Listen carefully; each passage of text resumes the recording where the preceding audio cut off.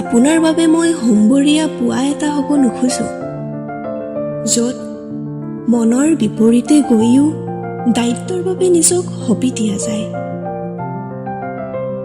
মই শনিবৰীয়া সন্ধিয়াৰ সেই শান্ত বতাহজাক হ'ব খোজো,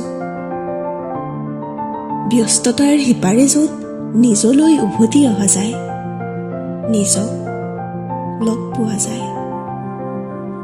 হঠাৎ আৰম্ভ হৈ পলকতে শেষ হোৱা গল্প হ'ব নোখোজো মই।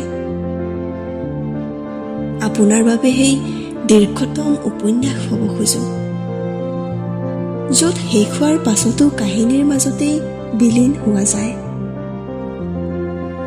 সম্পৰ্ক বা সম্বন্ধৰ ইচ্ছা মোৰ নাই, মাত্ৰ এটি অনুভৱ হৈ থাকিব খোজো, যাৰ নাম দিবলৈ পৃথিৱীৰ আটাইতকৈ দীঘল অভিধানখনতো শব্দৰ অভাৱ হৈ যায়। আপুনি বিশ্বাস কৰক বা নকৰক, মোৰ এক ভালপোৱা এনেকুৱাই।